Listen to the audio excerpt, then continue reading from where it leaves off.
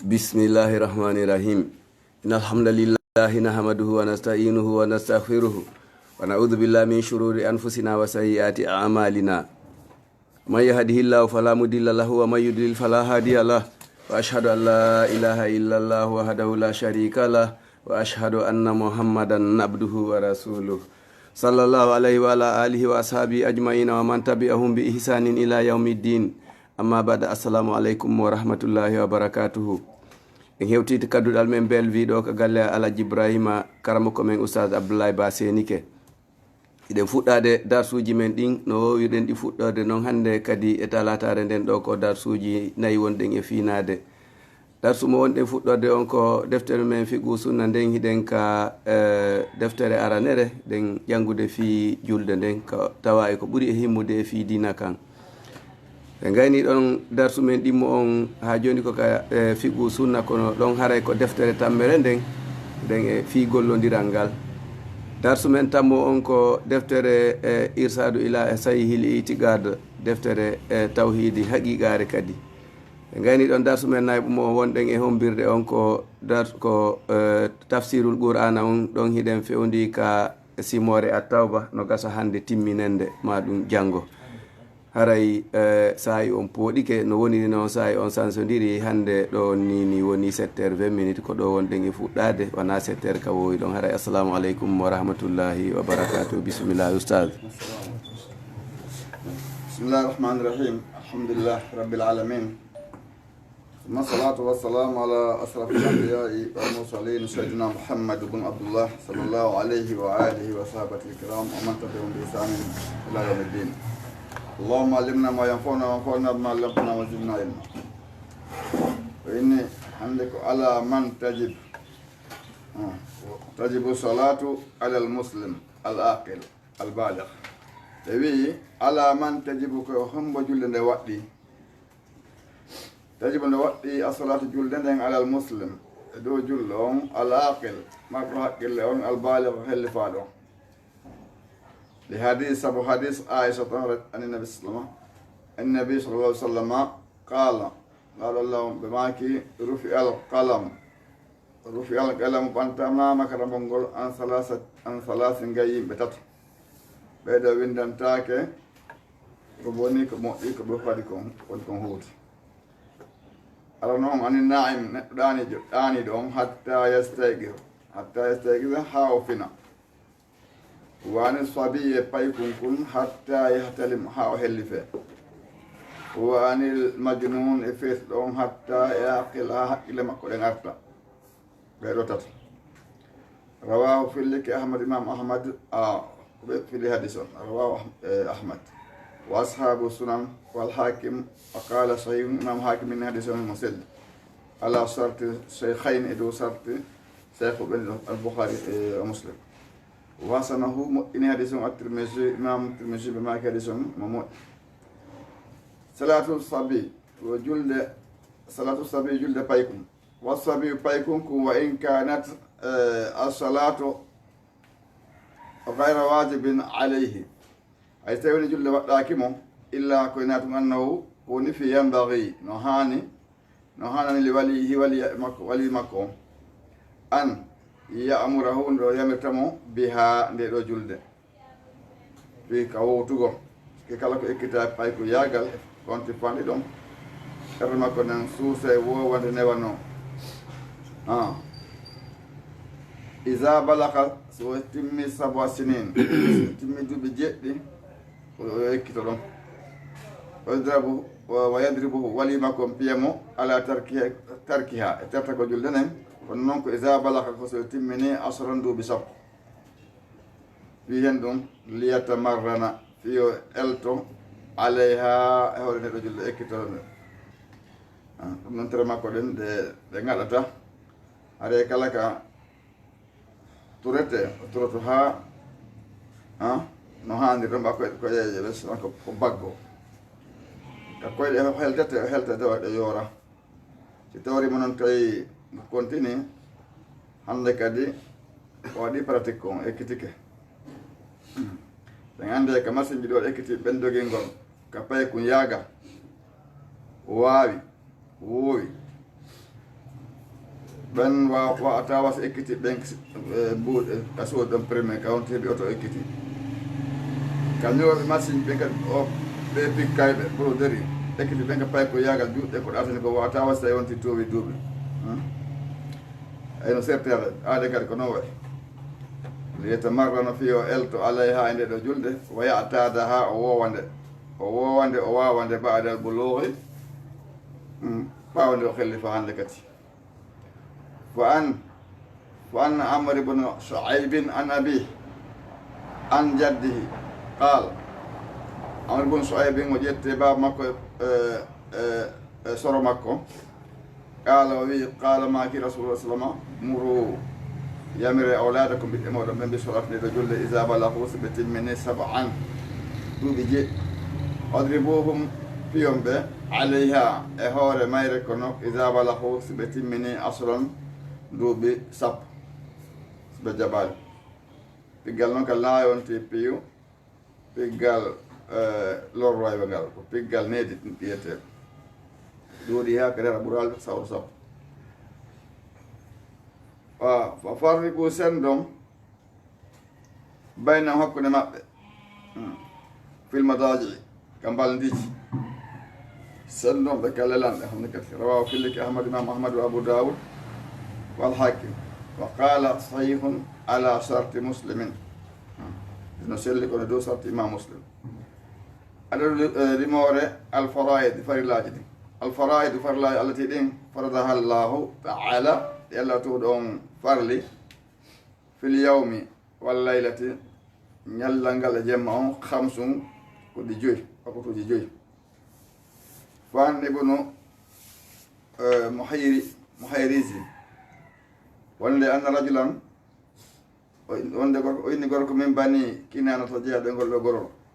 yudu ano wiye al muhdaji sami o nanno rajulan gorko bi sham ka leydi sam yudu ano wiye aba muhammadin yaqulu l witru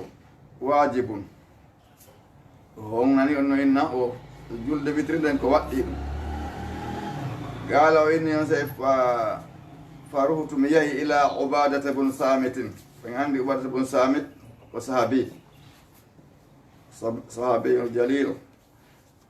sahabankejo fa akhbartuhu mi humpitimo komi nani kon fa qala ubadatu wi kazaba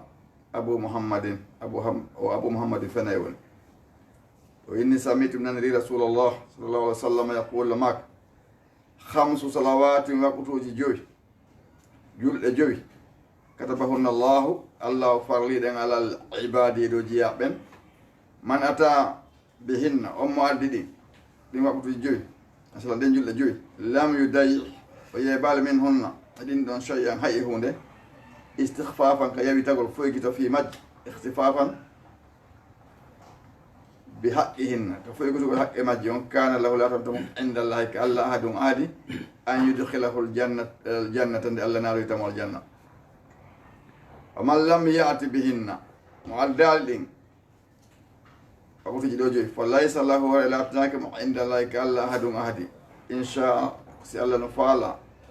سمويدي أذبه ولتمو وإن شاء سمويدي وغفر له ويعفو رواه أحمد وأبو داود والنسائي وابن ماجه وقال فيه ومن جاء بهن مولك دي أم أددي kadin tagada min hunna shay'an kadin tagasa gondi o ɗusti min hunna e majji shay'an hunde istighfafan ka foygitugol fi majji ka foygitugol yawito bi haqqi hinna haqqe majji on wa ko non ardi e riwaya ko ɗin ɗon haray on ɗon en haray on mara ahadi sey ko ɗum waɗi wonde mara ahadi wonde mannala o allah itoni mo adina tar ko janna wa o yawitike haqqe majji wa anta al hatabun ubaydillahi an arabiyya wonde adam fulawa jaa o arno ila rasulillah sallallahu alaihi wasallam sa'ira sha'r sank fitude sukundu sukun makko no sanfiti fa qala inni ya rasulullah kan la akhbirni hum bitim ma farada allah alayya kun allah farlaydo amina salawati imode jullalen فقال لو صلى الله ماكي الصلوات الخمس وقت جين مثلا كل إذا جل جل illa an tatawaa shay'an ko na waɗa naafe waɗa taw koyete kon gatte e pélisre maɗa juula naafe ɗen fagala tay suusugol kon inni akhbirni bitin maza faradallahu alayya ko innum allah farle do amina sawmi korka kan fa qala narmaki shahr ramadan lewru suma e ndum illa an tatawaa shay'an koye na waɗa ɗo kadi naafe andi ndu no lewru suma no janta e nokkeli ɗuɗuɗi ɗum mani no jeeya e hadise mo abou umamata albahili ko filli o inni ñande hajjatul wada'a o nanduno sallam no hutuba ɓe maaki e nder hutuba maɓɓe on huule allah subhanahu wa taala juulon waktuji mon ɗen joyi yani julɗe mon ɗen joyi horon lewru mon suuma e ndum totton jakkaji jawle mon ɗen ɗoftoɗon yeeso e moɗon ɓen so waɗi ɗum ɗon on naata e aljanna jom moɗon hande ko abou umama fille on hadis ko wino ko sami itu andi sami itu rasul sallam yaqul ittaqullaha ko wini kono hadis fudde ittaqullaha wa sallu khamsakum wa sumu shahrakum wa addu zakata amwalakum wa ati'u umara'akum tadkhulu jannata rabbikum aw kama qala aydo ko addi janta de hadisa non fo ko sabu fi korkan no janta e mudum ko be suumo saharakum ko lewru no suuma ndum be faand non o on wadi do den peji jowi Allah subhanahu wa ta'ala na ko jam aljanna makko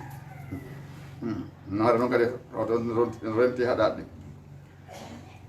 halas kenno o wi non o wi fa qala inni akhbirni maza farada Allah alayya min as-sawm ayo lande wiyeto lin ko hendum Allah farle do ko kadi awlande ke jolna yelti wurandi ko kan fa qala armaki shahr ramadan kullu suma dum illa an tatawwa shay'an do kasina hara wala volontaire ete nafa na hora joni sunna joni o yimbe yewti hande skeno do juldo sagata kende bersejo fokkuto do lahara andanda yahata tawayr sum horde rowane sumaye hara fawni dubi capante hara wayr horde sumayo ma wa sumay kan ko sumay an no hore jonno ko watta ha Allah yida net on ko de do nafe don jama on selindirte yidugol respectugol yidugo Allah yida wonti ko don man ko dum no maake hadis kudusi Allah on inni sertaji Allah batla nafi do jidin haami yidam de kanon ko ina fi do watta Allah subhanahu wa ta'ala jiado si Allah yidi on tigi o nangata sina ko Allah on faala yo nangu o hedota ko sina ko Allah faala o hedu o data sina Allah to faala o ndaro o yada sina ko faala yo o so to de hanso no juuti go so to de kelam mi jaabina mo so moliki am molemo wattay hayitto ha ko mi anata jo nangugol wali gido am o faala ka mayde mi do faala man ko don me hayilto anere se ko to sakitori faale man ko to ta faala ka mette berma ko ne jonno hippule toujours le hare ma o mayale don mi waɗa hayilto fi nangol do jiyaɗon idan فقال وإني شهر رمضان إلا أن تطوع شيئا فقال أخبرني وإني قد كنت ماذا فرض الله علي من الزكاة أي يلا قد كنا الله فرض يعني زكاة كنا جمد نعني كارث الآدم عندي وإني فاتقوا الله وصلوا خمسكم وصوموا شهركم وأدوا زكاة أموالكم أي أتياك كم وكان إني علي من الزكاة ماذا فرض الله علي من الزكاة زكاة كهم الله فرض له ورم قال معك فقالوا إني فأخبره نالهم إن نالهم بتمو وقال إني فأخبره رسول الله صلى الله عليه وسلم هم بتمو بشرائع الإسلام شرائع الإسلام دي كل هذا فوق مجان لكت فقال وي كان كو نادم يدوك فلاوا والذي وندريهم أكرمك الله والذي أكرمك وندريهم تدين دما wallazi akramaka wonɗo ɗon ɗon ko noon la atatawwa shay'an mi wattana fe fus wala on isu mi ɗuɗita noon kadi mimma far furida o mimma faradallah konko Allah farli ala yeydo on shay'an hunde on say faqala almaki rasul sallallahu alaihi wasallam on afulaha haray o malama kono noon ko in sadaka si o gongi aw dakala jannata mako riwaya on inni ma ɗum o naata e aljanna kono ko in sadaka si o gongi est ce que noon a waɗi sirwonde o gongay ɗum isan nawnaɗo falo aɗen ronka hunnude programme uji maɗa ɗin iggude kono falo aɗen feƴƴa fewde on tan ɗon bon ono ɗin piiji fof non nder toon joni amer naafe geɓe ma ko sarti adda in sadaka tawi an ko farla on tubatta a hokkata sina a ittata sadaka sina ko itta jakka a horta sina suumaye a julta sina farlaji ɗin est ce que ɗum fof no ha wonde hara hunde mankal no sikka ɗum e tefi ka on tumi hara toujours ara tardade mum timmina fof ceerno yaade de ko sarti on afulaha o malama kono ko in sadaka si o gongi aw dakhalal jannata maɓe mako o naate aljanna kono ko in sadaka si o gongi rawahu al-bukhariyu wa muslim mako dawanan tum dawra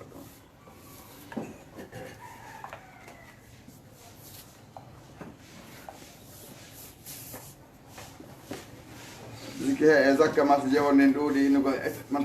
haala a bos no haniri noon ha لا بأس لا بأس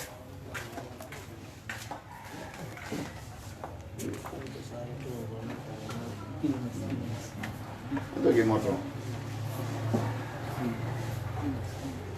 masalah dah ada masa dah. Ya udah. Motor.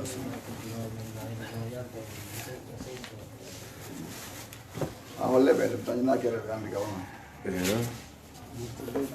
Nanda nangada. Apa kalau kau yang kondektor, kau yang terbari. Mana yo? Terbari balan mereka kan. Madu fang kayak tu.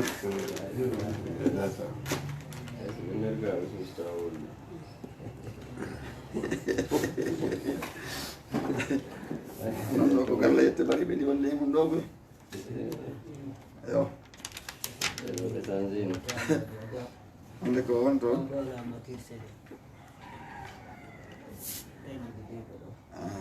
masallah ke kolon masay mati hakile ma den tabitinan dawai ma tagol to oni yonon kadi kompon yali okay. Bismillahirrahmanirrahim. Alhamdulillahirabbil alamin. Wassalatu wassalamu ala asrafil anbiya'i wal mursalin sayyidina Muhammadin Abdullah sallallahu alaihi wa alihi wa sahbihi kiram aman tabi'ahum bi ihsanin ila yaumiddin. Allahumma allimna ma yanfa'una wa anfa'na bima 'allamtana wa zidna ilma. Wa inni wa istijar al-azhar استئجار الرجل زوجته على رضا ولده منها لا يجوز لأن ذلك أمرا واجبا عليها فيما بينها وبين الله تعالى. يعني كون جانغدو هاندي فودو نين كو يتتugol joni goddo mon muynina ɓiɗɗo muɗum o ta ɓeygu makko jibinɗo onno ɗon ɗaɓɓa goɗɗo mono ko muyna on ɗon eyi noon istijaru rajule luugol ma ɗaɓɓugol joni gorko on zawjatahu ɗaɓɓangol sonna makko ala rida waladi ko muyna ɓiɗɗo makko minna mo jibinanimo la juusu dagotako li anna zalika sabu ɗum amrum ko fiyake wajibum waɗɗi ɗum alay hay dow sonnajo jibinɗo o fima bayna hakkude makko hakkude bomo bayna allahi taala hakkude makko Allah subhanahu wa taala tawno ɓiraɗan nene on no yahanamo ko tawata yurmede kadi sora hakkude maɓɓe moƴƴe ɓuuri siko ɓiraɗan goo on ira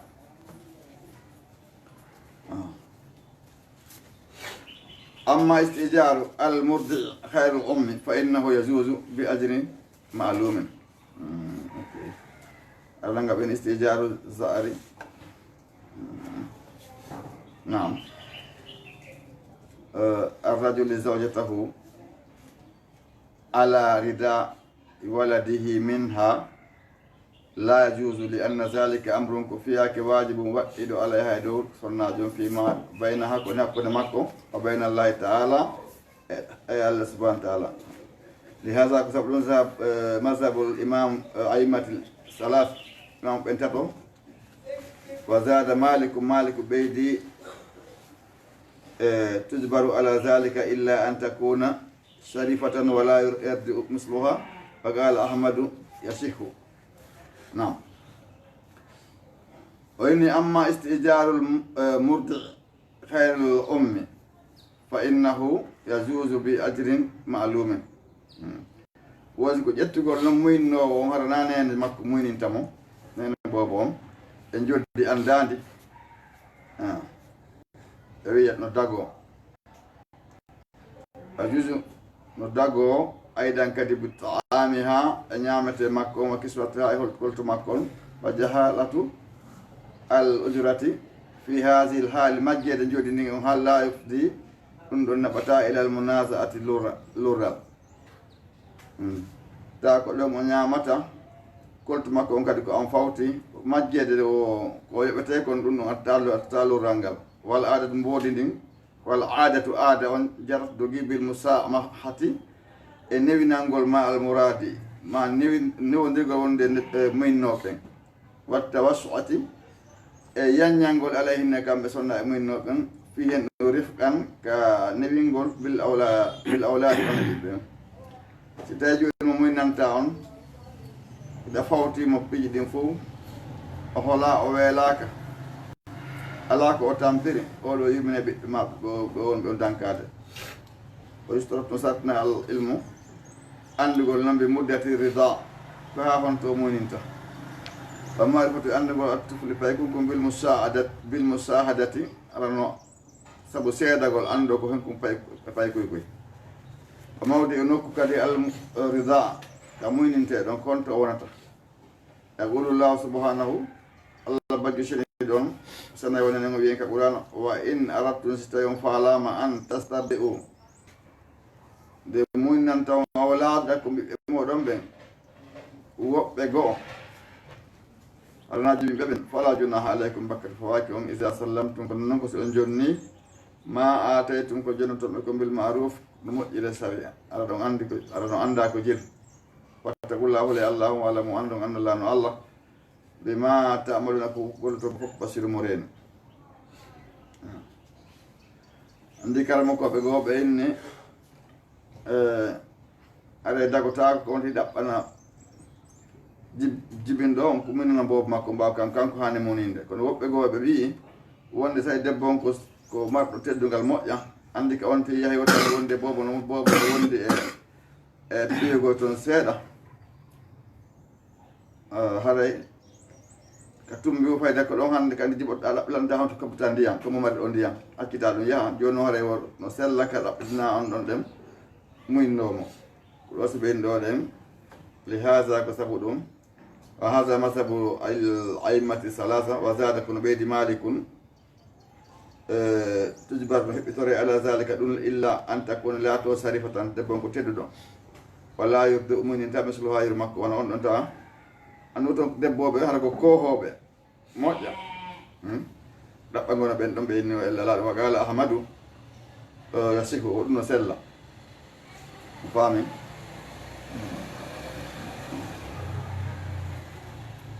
kono noon ko sella kon fof kala ko sellata kon fof ko ɓuuri moƴƴande sa to ɓiraɗan debbo on no moƴƴi ɓiraɗanene on haray ko ɗon no ɓurata moƴƴande ɓiɗɗo on o heeɓi manzilatil ajir al khas ɗum ɗo ko e place o gollo hertiɗo fala yasuda ko tawa ko lahawana ndemo an turde o sabiyan akara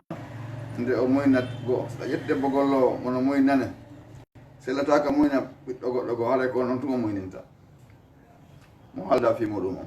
ma ɗum haɗa jam fona tiɓa ɗum mo yoɓede fimu wala zari alqiyam no fawi noon dankotoɗo on andi zari ko dankotoɗo bobo wonte sa alqiyam daranago bil irda e muyningol ngol abi ma yahtaju ilayhi e konko hato ñini asabi paykum ko min haslihi e lotugol lotede mum wa hasli siyabi uppugol conci makko watta bahi taami moƴƴingo ñamete makko ande ñamete boobo e ñamete ñananago tum ɓakañum ande ñamata maaro to taɗum ko ñamata kono ɗon ɗum ko moƴƴinte ɗum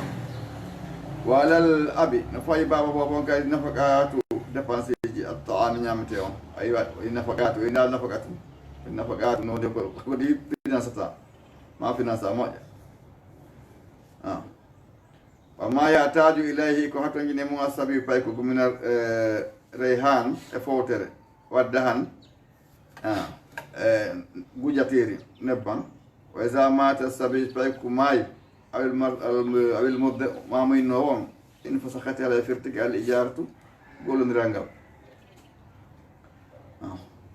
li anna al manfuata sabu naforde hare fi halati mawtil murdii ka alhaali maayigol nebbo muyno on takkunore laatoto ado fatatara e naforde feƴƴiri fuutori fi halaki mahilloha ko ɗum woni sabu nokku ka naforde heɓato noon fatagol noon nen hande kadi amne kadi fuutikere hara ma firto fi haalati mawti tifuli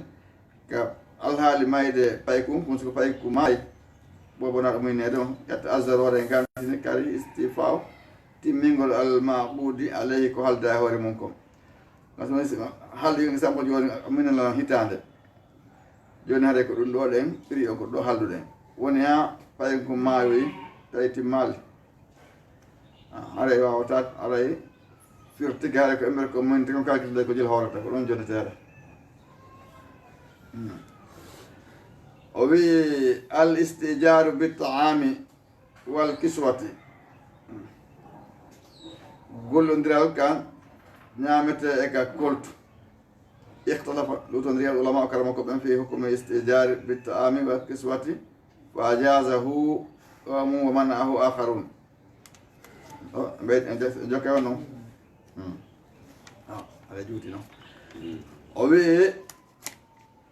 al istijar gollodiral ngal bitaami ka ñamete wal kiswati kortu ihtalafa lutodirial ulama o karama ko ɓen fi hukme l istijar bitaami wal kiswati fa jasa o dagini ɗum ɗo mo yimɓe goo man o haɗi ɗum akharnoɓe goo o hujjatu hujjal mujjisina daggimɓe ɓen sabu hendu marawa ko filli ɗum ahmadou o ibnu maja an o ibnu majata an utbata buni nuddari qala o wi kunnama latno inda nabi sallah sallam fa qara o jangi tasimim hatta balaga ha ko hewti qissata Musa alayhi salam fa qala o inna Musa anna Musa ajjara nafsahu o gollani hoore makko samani sinina duuɓi 7 aw asara sinina ma duuɓi 10 ala ifati farjihi fi no hiwira farju makko o nefino e piiji haɗal watta aame batni hi e ñamete reedu makko ndu وهو من روي عن أبي هو مروي منكم في الله عن أبي بكر وعمر وأبي موسى وإلى هذا ذهب مالك كفار يا إمام مالك وحنابلة حنبل ينكوبن وجوزه دقرين أبو حنيفة في زئر دون الخادم كان ودقرين دون كان نقول فايبن قال دائه gollo dunal khadim alda gollo wa qala safawi wa abu yusufa wa muhammadu wal hadawiyatu be do den hadu yankobe wal mansur billah o do den la yaskusel dal jahalat sab majjede sab majjede al halimum kono yara malikiyat ko ɓe noyiya allazina ɓen ajasu newnuɓe daggimɓe istijar al ajir luugol gollowo ma ƴettugol gollowo bitaamihi ñamete makko on wa kiswate jol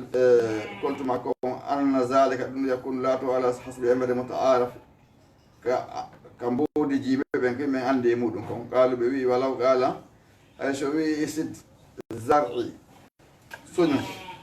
remuru andu wala ka nisfuhu heɓe feccere mayo sa soñila mbange sa an hende to feccere ni aw te an hu ma unnalan oɗo ñamete aw asuri zayta ma hamanalan ɗanɗoɗen nebban suppitalan anen noon ko ɓana leydi foore wonɗe foore anda ko wiyete suppitugo ono tugi ɗuma fa inna mulkahu nisfahu al ana jaza o andi ko jeeyi kon ko feccere golle makko ɗen al ana joni jaza wono dago wa inna ara so fanike nisfa ma yahrudu feccere kono yalta ko men e muɗum lam yasisu lil jahalati wa inna ara o faandi tun nisfa ko feccere ne haraɓe o haaldidaka o faandi tun ko ɗum ma yahrudu kon kono yalta men e mum lam yasisude ko taw ko lil jahalati saabu majjede joddidi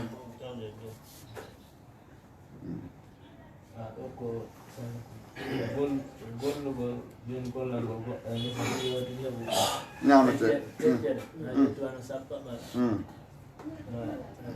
no ɗon yeroɓe foti seɓe haaldima ande joni ɗon e laala so waɗi ɓe fat yawdeke ɗum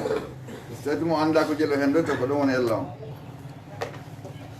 ɓe lurroye ko sakkatoro sina sonti andali ɓe ɗum ɗo sikka kanko faantu a gollel fa andama wonde soɓe gayno ko feccere jonnema go wonta tatta oya jaka na ɗum kañum faandi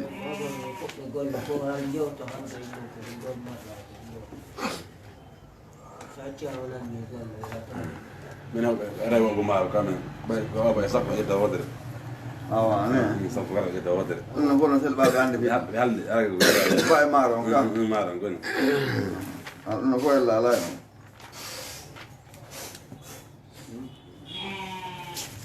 ɓawa mo yarli ko ɗum waddi o sayi ande golle andaɗe aɗa fuɗɗede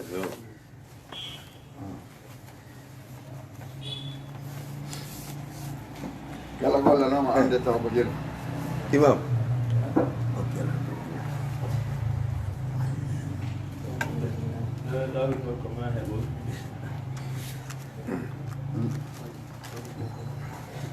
نعم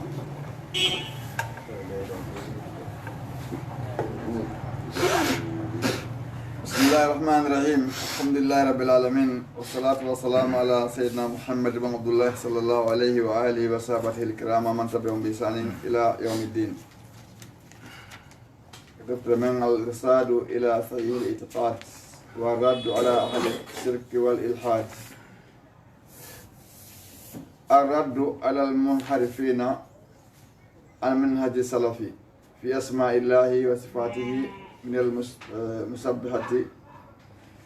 والمعتلة ورتغو بي أوني بي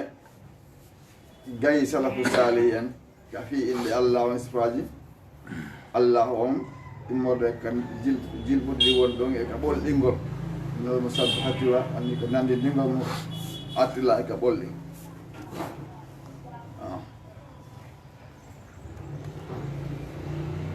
o inni almunharifuna ɓen seluɓe oñiɓe an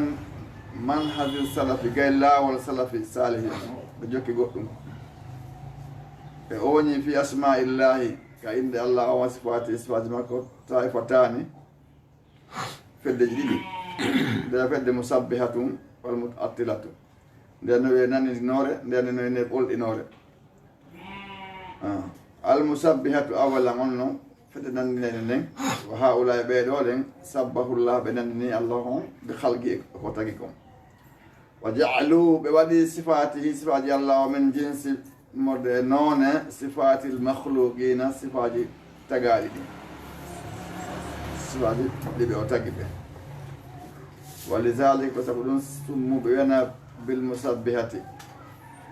fedde nandinore nden ɓe jammira fedde nandinore nden allah e ko tagi kon wa awala man qala hadihi l maqalata ko adi wulde ngolɗo konngol huwa hisamu bunu hakami arrafidiyu o wiyete ɗon hisamu bunu hakami rafidiyu o ko rafidiyankejo si a rafidi bayanu bunu sam'ana atamimiyu e oɗo allazi on tunsabu ilayhi ono dambito e muɗum albayaniyatu min haaliyati shi'ati immorde fedde wiyete feƴƴintinde ka siyaɓe ɓe dambiti e oɗo albayaniyatu donc min haaliyati shi'a ko fedde go yiyande lugginiɓe moƴƴa wiyete bayaniyatu min haaliyati shi'a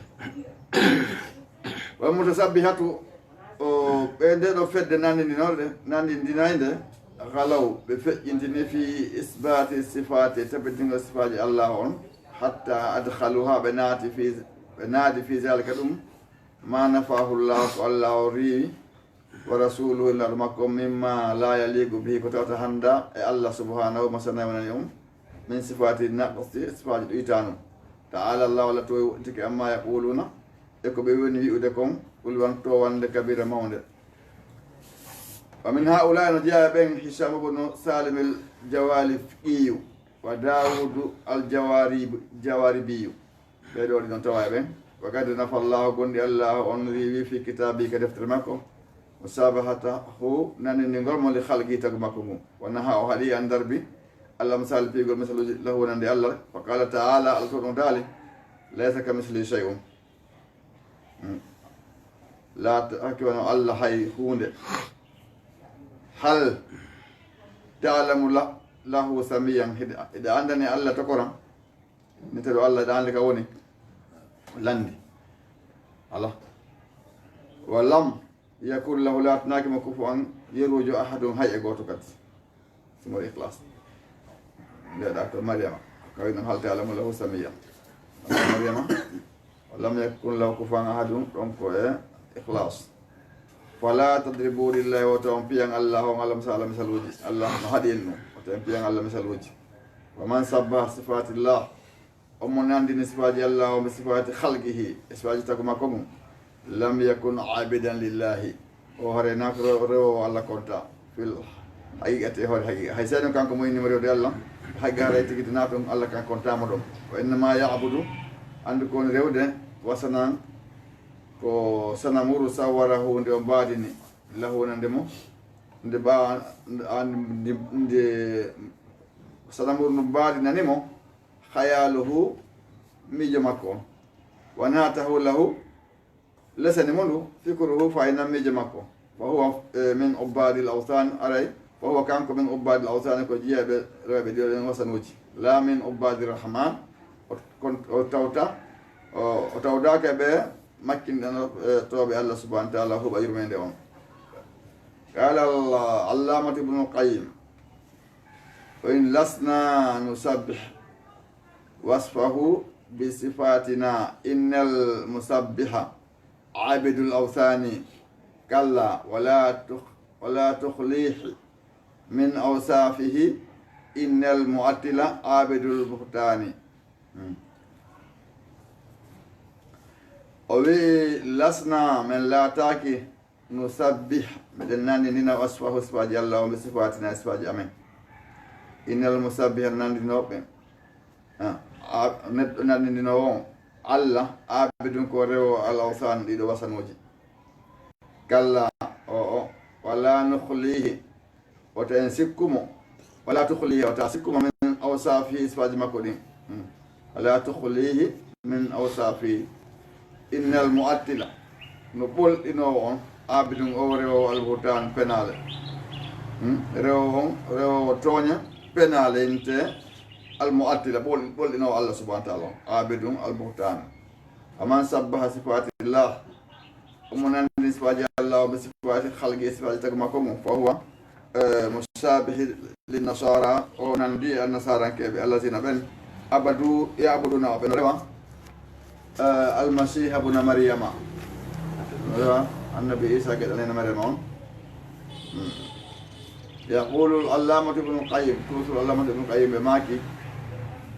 man masala llaha al azima bi halqihi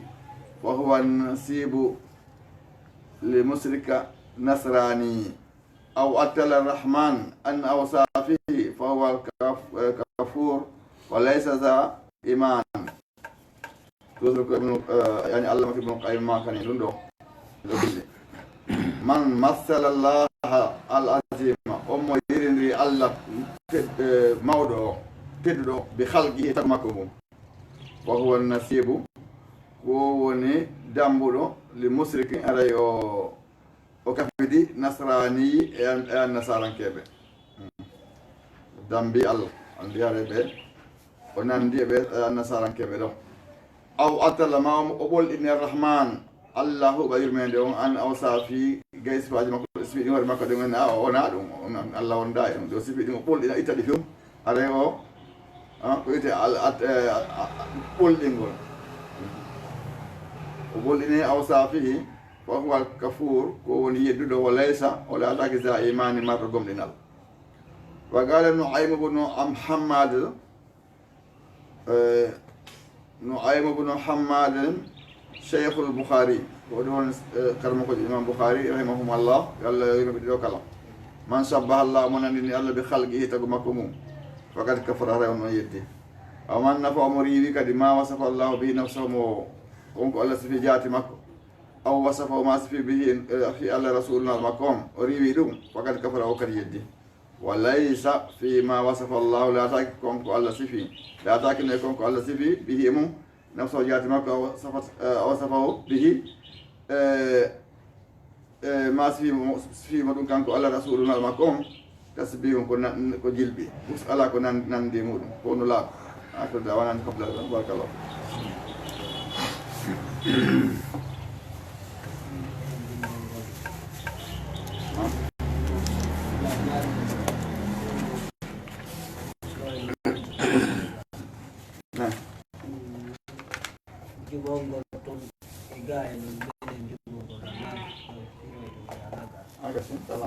no problem ada onde wata moloni certo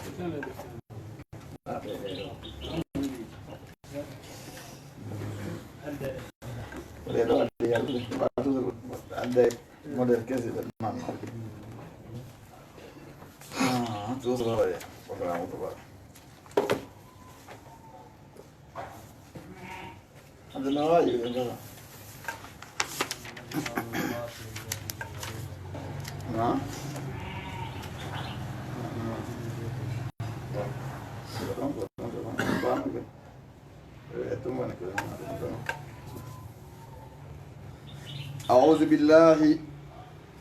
أعوذ بالله من الشيطان الرجيم بسم الله الرحمن الرحيم يا أيها الذين آمنوا قاتلوا الذين يلونكم من الكفار وليجدوا فيكم غلظة واعلموا أن الله مع المتقين يقول الله سبحانه وتعالى في كتابه الكريم ودال يا أيها الذين كنوا بآمنوا قلنا بالله قاتلوا هبه الذين بين يلونكم هكي بمو بيون بمو من الكفار هفرا بين حبيب ننتو سيهانو توني بين عندي كو برنامج اسلام هول جيل بين كون حبيبتا ganna mo goma habo no hado la apasi ya to en to mo goma lon to ko ngala dal ya ayu allazina amanu ko ne gonne be Allah qatlu habe allazina be yalunakum hikki be on min al kuffari mo hebra ben wala jidi be tawkal fi ko mo do kil jatan nyaande wala man non la no Allah mal muttaqina o wondi e kulobe wondi hule mo be e jang o kil jado ko ñaanden ɗo ko cuucal e heɓilaari e muññagol hoore hare nden haɗa tabitaya ɗo kata kono kontu ɗum wonta wa in tansurullah yansurukum wa yusabbit aqdamakum e ñaaɗi ko taw no waɗi ko ñaaɗa moɗo sa mara a wata akkitaki hunde no haɓirte a duraki alaw kono sika awa ñaade ɗon e goɗɗo ɗum hakkikare ko soɓe gere memene ko dogu nangata tawi moɗon ñaande ɗum e taɓital e cuucal e heɓilaari andon wa'lamu andon anna allaha ma al muttaqin joni wongol ɗum ɗum andi Allah no wondi e moɗon mbawi ɗon hulamo ɗon ko ɗum molnaɗo noon dappelle ko huloɓe Allah ni Allah no wondi e meɗen andi daiman tus wondu e Allah on haɗa kanko toujours ay gikke makko no e Allah on andi annabi jamaade Muhammad sallallahu alaihi wasallam kamɓe Abubakar Siddiqi no tabiti ko ɓe wonata famɓe kala mo ko ɓe lurraɗum andi hakkego malli anini Abubakar Siddiqi ɓe makono no laaɓa so ɓe laari yurnike ɗon ɓe yeyno ɓe maki Abubakar ma janno ka bis nayni allahu salisuhuma ɓin on sikke ma ɗiɗo ta ko Allah on tammo ɓen ay na on nde Abubakar Siddiqi gomɗina ka kala gonɗam no woodi ka hatti kono tawde ñande malli moƴƴa kono sikkuɗa goɗɗum waɗa e ɗiɗo hara ko Allah on tammo ɓen Abubakar to ɓerde ma an o kiɗo ɗum wiyata en o few Moussa kadi to ɓa malli fewtino none man na aalaji dagaje hino dagaje no ɓaawo pucci no ɓaawo labboji no ɓaawo sagataɓe faalaɓe weltinde fila ono no ɓaawo no waɗa ko wargol yimɓe annabi Moussa ɓe ɓe inno hen ɗon e Moussa en hewtama en hewtama ɓayno inno kalla ka o heftake inno joomi am mbiɗa wonde joomi am o holla en kono no fewnte sayi haadimi kalla innama e rabbi sayi haadimi on kadi toujours relation yo waali hakkude makko Allah subahana taala wonde Allah walle kono sa yeehi ha woni hanko hulɓingo yimɓe tun he nani ɗum hulɓini nan andamene so wat andu watta hen maƴƴingo yimɓe tun an toujours andaɗa wonde Allah no wi in wa'lamu anna allaha ma al muttaqin toujours naya ettu hoolare ma wonde Allah subahana taala wallete toujours annaɗo makid hadis kudusi Allah wi yimɓe ka sikkiɗan on jiyaɗa on so sikki komi gila makko ko ɗum wonanimo kono noon sa sikkima ko gañi makko dawa sikko Allah jikke moƴƴe hasa fo nam o ini wa isa ma unzilat si tawi tippinama suratun simode famin hune maɓɓe man yaqulu ɓemɓe no inna ayyukum zadattuhu kombo moɗon nde ɗo ɓeydi zadatu ɓeydi ɗum haasi nde ɗo simode imana gomɗinal ɓe landi toon ɗum ko landete ko lolinke kam ka saɓotugo ɓe lentanaɗo Allah dal noon fo amallazina ma ɓe amanu gonninɓe fa zadatuhum nde ɓeydiɓe imanan gomɗinal on kamɓe yastabsiruna ɓe wewlori ayaji ɗen ko cippi ko o amallazina ma ɓe fi ɓuuri ɓiɓɓe ne ɓere muɗum mara ɗum ñaw naafigaku ñawgu fof ko nguɗo ɓuuri bonde nawnare naafigiyaga ayen o nawnare docteur ɓe yiyata ndegoy docteur ɓe jangɗo fi médecine lekki yiyata nden noon nde nawnare naafigiyagal comprimé kadi sellintande pikiru sellintande opéré sellintande noon ayinde hulɓini tawno ka ɓerɗe maɓɓe hon noon fiiguluɓe hen nawda ɗon sewti ka ɓerɗe ɗon andi no hande ko dansere ka fa zadatum nden ɗon simore aɗenga e cippiɗe yaa e cippiɗe ɗum ɓeydiɓe hen no régissant soɓe ila régissihim faade so gonɗe maɓɓe o o matuɓe mayeɓe ma kamɓe kafren ko hefraɓe matum ɓe sikkiti Allah daari awala yarawna ɓe yiyaali anna wonde kamɓe yuftanuna ɓe no jarɓe ɓe fi kulle amin kala hitande maratan nde wotere o maratani malaɓe ɗiɗi ɓe waajito ɗum suma refti la yatubuna ɓe tubata kamɓe walla huna kamɓe e zakkaruna woni ko waajito toon ɓiƴgo no waɗa boy boy tagaɗo fi ne won tagaɗon fi o refiro ka o fokkoti toon o yilto ko ɗum waɗi addani en ɗiɗo ñabbeɗi addani en ɗiɗo ɗen perdi ɗum heɓa ha jawdi ni perda ma woɓɓe seeɓi jawdi tungara heɓi tungala fete bewa e paye pande ma a sehli tun anawna hende wotere bewa e pande ɗi maydeji kadi koyta gore ma ɓurnoma ɗi fof tawama wattingol o ma ɓiɗɗe mama heccuɗa na duuɓi lanugol duuɓi na maslan nawyugol a hecci yoɗo a wattino yo ɓaso ko bonnere haɗa ɓuuri o bonnugol o na bonki makko wari ɓayi konko ɓiɗɗo ma ngo bonnugo hore kaɗa bonni ɓuuri o kam joni ɗum fof ko waaju fi an neɗɗo on anndi a jarde bette wona fi hen ɗum yaare tiro arta tefa ko hen no Allah subhanahu wa ta'ala yandirma golla tefa ko hen no rentini rentuɗa a refa kesa ha sa fof wa iza ma unzilat so tawi tippinama kana ɗon wa iza ma unzilat so tawi tippinama suratun simore nasara ndara badum yoga maɓɓe ila badum faade yoga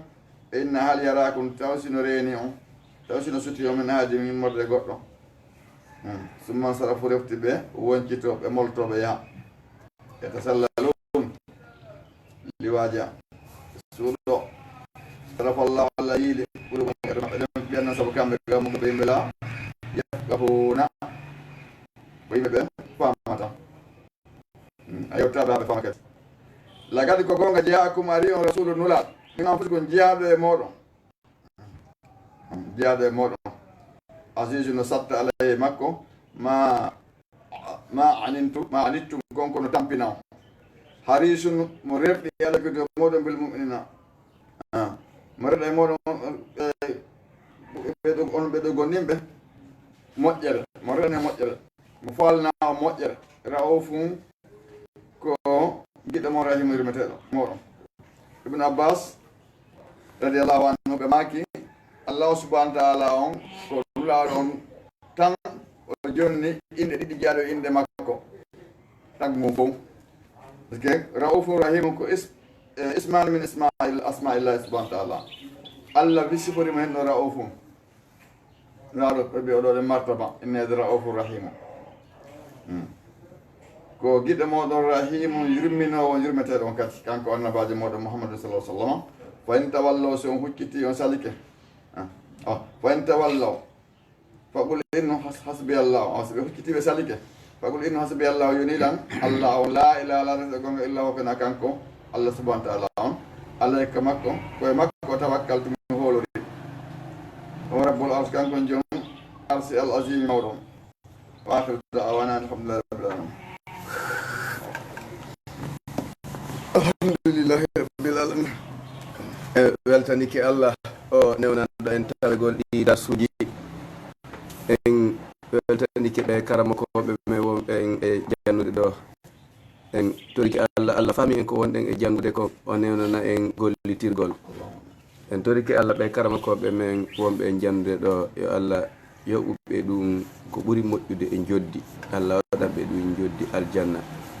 allah waɗanɓe allah wurnanɓe jurriyaji maɓɓe ɗin enen e me en waɗa barke maɓɓe waɗa ɓe yangantoɓe dina l'islam ray darsuji ɗin en hattiniɗi ɗo hande haray janggo kadi en fotta ɗo e settere on inchallahu assalamu aleykum wa rahmatullahi wa